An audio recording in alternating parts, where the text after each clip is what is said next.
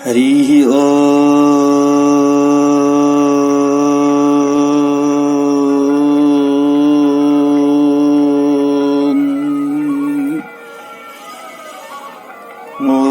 गं गणपतये नमः। ॐ गुं गुरुभ्यो नमः। ॐ ऐं सरस्वत्यै नमः।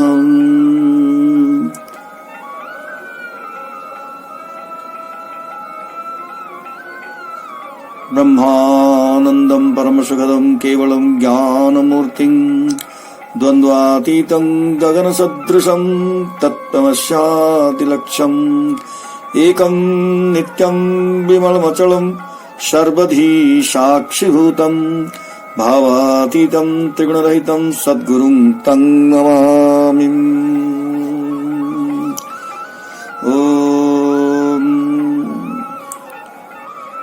Divyatman, my fellow co-seekers.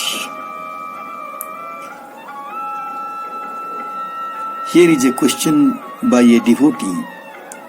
How are life and meditation intermingled? And our beloved and worshipful Gurudev Sri Swami Shivananda Maharaj answers thus. There is no man in this world who is not divine by nature. The divinity in man differs only in degree, but not in kind. Even the so-called atheist has got a ray of divinity in him. No man is devoid of the three gunas, that is sattva, rajas and tamas, in varying proportions.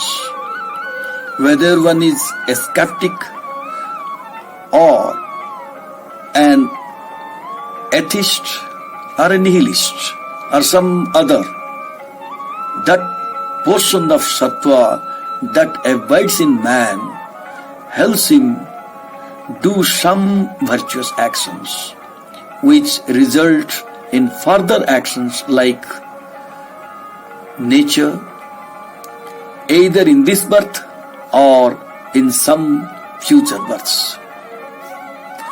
While he does actions of rajas and tamas, he also does sattvic actions according to the degree of purity and sattva prevailing in him. No man in this world, be a robber or a thief or a pirate or some other, commits vicious actions alone. Every man commits both virtuous actions and vicious actions in life. That is, he is prone to do mixed actions so long as he is under the grip of Prakriti.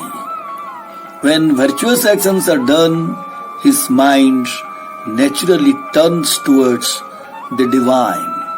However slightly it be, a sense of inner joy he experiences, though he may not be able to express the same. And while he is delighted, he is not able to express the same.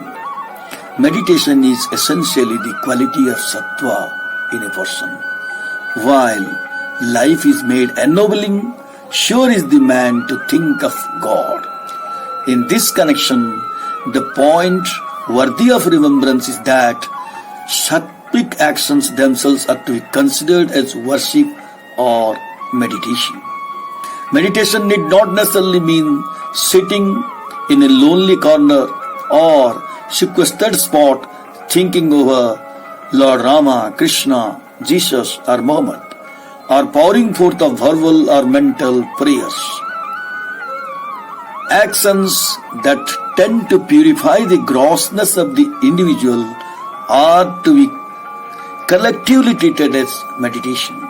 Life is thus meditation coupled with Ajnan to an immeasurable degree in the case of an ordinary individual.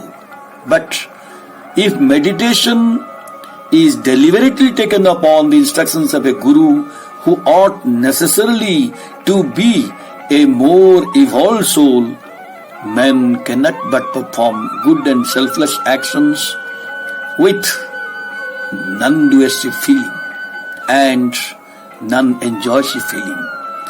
Bhavas to make and feel his life more and more cheerful, more and more enlightening, more and more attractive. In the latter course, which is but a deliberate step, man evolves more quickly with the speed of lightning, while in the former course, man moves forward with the pace of a snail. So, all are moving in that direction only. Life and meditation are therefore intertwined. Thus,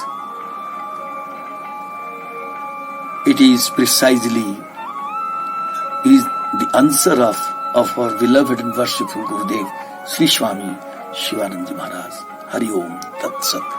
Om Purnamadah Purnamidam Purnat Purnamudachyate Purnasya Purnamadaya Purnameva Vasishyate.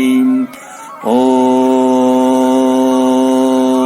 Shanti Shanti Shanti.